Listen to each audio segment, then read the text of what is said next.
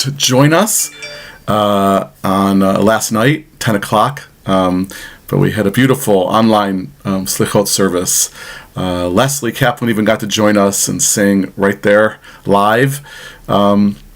And some beautiful choir videos and teachings and messages. If you did not see Slichot, it lives on, actually right where you're watching this message. It will be a video like everything else we do after it's live. So encourage you to check out the Slichot service, which is certainly a signpost that this month, Elul, that we've been coming at you every day, except for Shabbat morning, where we come at you anyway, is coming to a close because Slichot happens the Saturday night before Rosh Hashanah, which starts Friday night. So this is the 24th day of Elul, and I'm going to do a little message for everybody, and I promise I will play the shofar video Friday. I think I concluded without doing it, and then I went back on and just for good measure put the shofar on. So it's there. There's a record of it, but I apologize. But I will remember this time. So I want to start as I have been starting when I deliver the message, and I think I have one more. I have the privilege to be the very last Elul message of 5780, which will be Friday morning, because it's the last day of Elul, and Elul will end at sunset as the new month Tishrei dawns, as the new year 5781 dawns. I guess dawn might be a interesting term because it happens at sunset, but begins. But regardless, it is morning, it is Sunday morning. We're taught in our tradition to begin the morning, our mornings, with a prayer of gratitude for all that we're thankful for. Modeh ani, moda ani. Modeh, males, moda, females. You can choose the one that works best for you, and hopefully someone is working on a gender-neutral, gender-fluid way to do this as well. I'm going to use three terms, names for God, or descriptions, adjectives for God. The first, I'll say Melech, which is the traditional way, the king of life, Melechai, or the ruler of life. And then, as written on the screen, Ruach, my preference, but I'm open to whatever it is that people resonate to. My preference is Ruach, describing God or godliness as the spirit of life or breath of life, even the wind of life.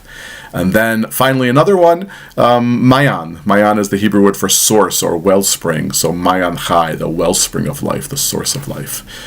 In any event, Modeh Modah means gratitude. Ani, I am thankful.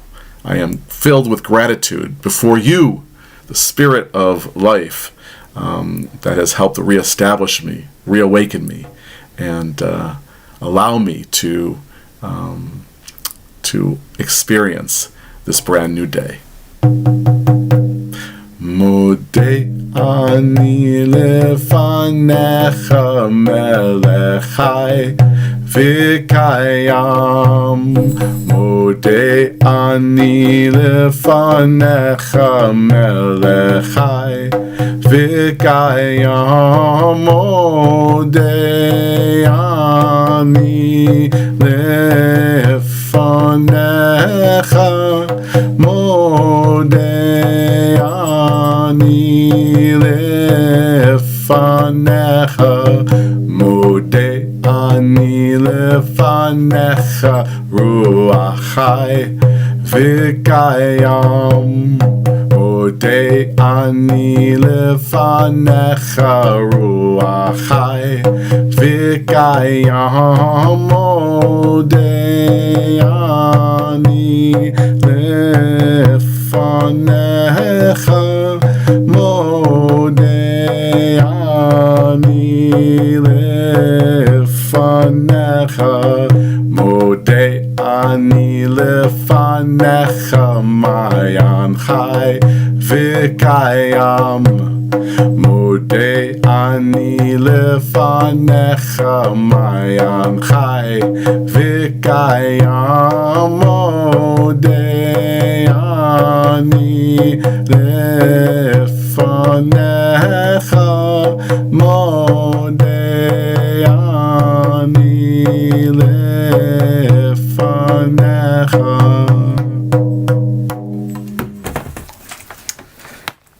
I have a feeling that my microphone is not plugged in. I'm gonna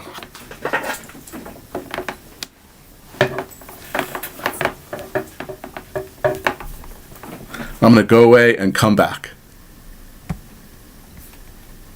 I realized that I'm working two computers now, long story, but I realized that my microphone was not plugged in to this computer. So I'm starting over. I'm not sure if you heard me, if you were tuned in before, if you heard me with my computer microphone. I just don't know, but I have this external mic. So I'm starting over. Good morning, Boker Tov. It is the 24th day of Elul, and this month that is winding down to a close. In fact, we had our Slichot service late last night, 10 o'clock. Traditionally, Slichot happens on the Saturday night before Rosh Hashanah, and so just less than a week to go now of Elul, of these Elul messages. Friday morning will be the last one, and then Friday at sunset will end the month of Elul and begin the month of Tishrei, which of course also begins the new year, 5781. So we've been doing these messages since the Rosh Chodesh Elul, and it's been a privilege to be part of this with the rabbinic team. So I have been starting. Oh, I also wanted to say, if you didn't have a chance to watch the Slichot service live, it lives on as a video. The very whatever platform you're watching this from, you can find the video for Slichot. It was a beautiful service. Leslie joined us live singing Avinu Malkeinu, and we had videos of past choir pieces from the high holidays and from Slichot, and also messages and teachings from all the rabbis. So it was really beautiful, and encourage you to check it out as part of your preparation for the days of awe. Have been beginning these messages when it's my turn with the morning prayer of gratitude, Moda Ani, to start your day with the spirit of gratitude, which I've been taught is conflation of great attitude. And so we're supposed to kind of wake up and say, wow, this day has so many opportunities for me to be my best self and for me to enjoy life and experience all that there is to experience.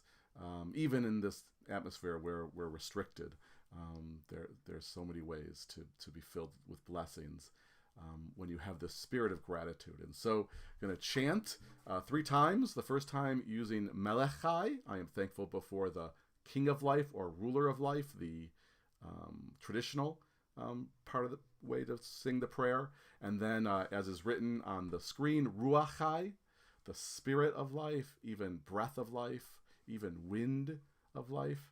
And then finally Mayan, a Hebrew word that means source or wellspring. So source of life, wellspring of life. So for all that we're grateful for, and for being thankful to start this new day, the 24th day of Elul. Modeh ani lefanecha melechai v'kayam. Modeh ani lefanecha melechai v'kayam. Modeh ani lefanecha, modeh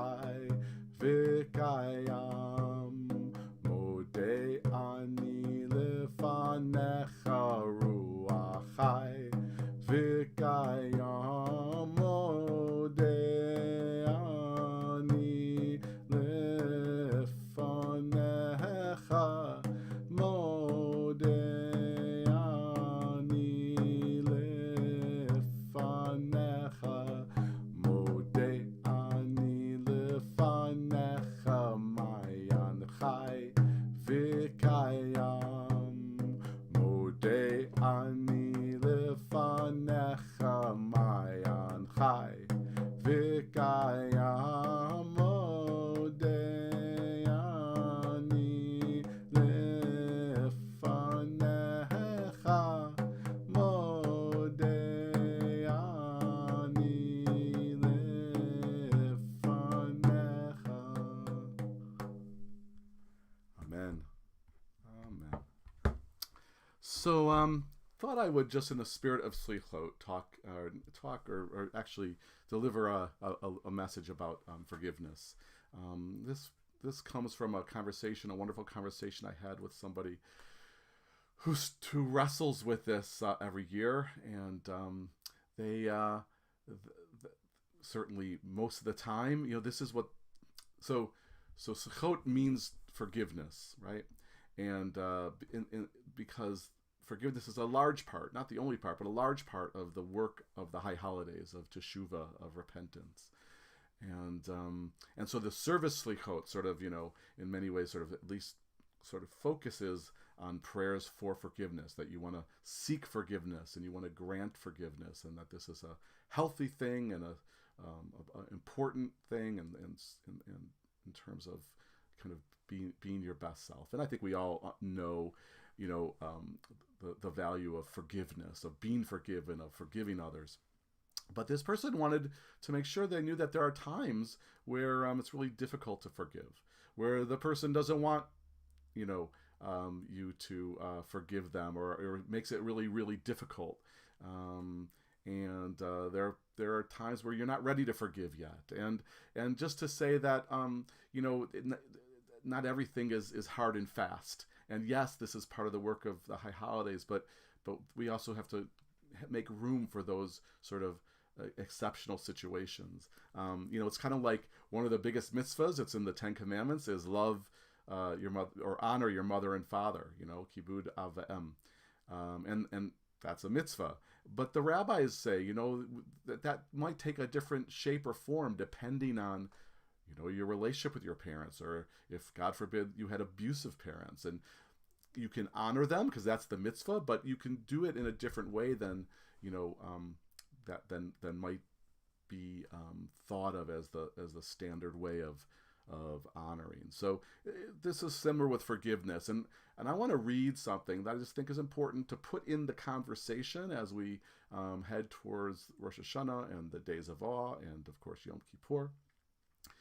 Not to say we shouldn't, that forgiveness, we shouldn't engage in this forgiveness, in granting forgiveness to others and allowing others to forgive us, seeking others to forgive us. But there's a caveat there that I think, many people sort of feel like the high holiday liturgy makes them feel inadequate, because there are certain situations where forgiveness, at least temporarily maybe, or maybe forever, isn't possible. So this is what I'm going to read. This is from a therapist named Lori Gottlieb, from a book called Maybe You Should Talk to Someone.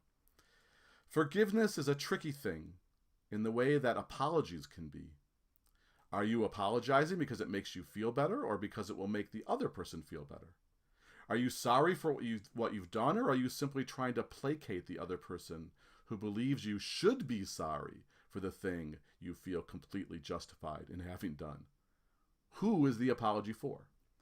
There's a term we use in therapy, forced forgiveness. Sometimes people feel that in order to get past a trauma, they need to forgive whoever caused the damage. The parent who sexually assaulted them, the burglar who robbed their house, the gang member who killed their son. They are told by well-meaning people that until they can forgive, they will hold on to the anger. Granted, to some, forgiveness can serve as a powerful release. You forgive the person who wronged you without condoning his or her actions, and it allows you to move on. But too often people feel pressured to forgive, and then end up believing that something is wrong with them if they can't quite get there, that they aren't enlightened enough, or strong enough, or compassionate enough. So what I say is this: you can have compassion without forgiving. There are many ways to move on, and pretending to feel a certain way isn't one of them.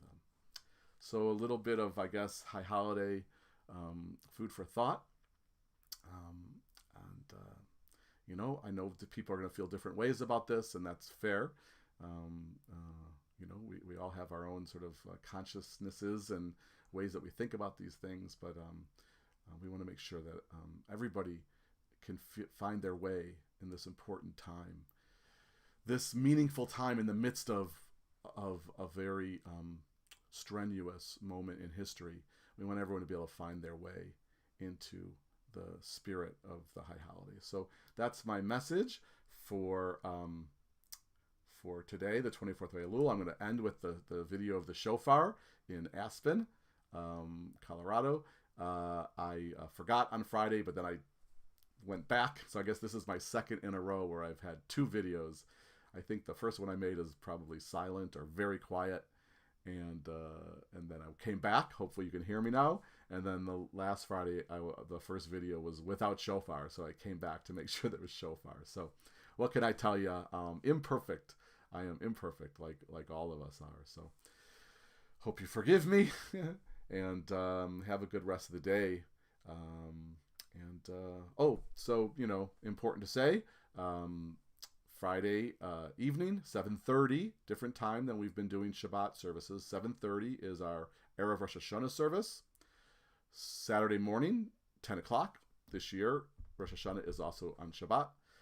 Saturday morning at 10 o'clock is the Rosh Hashanah day service, including the shofar service.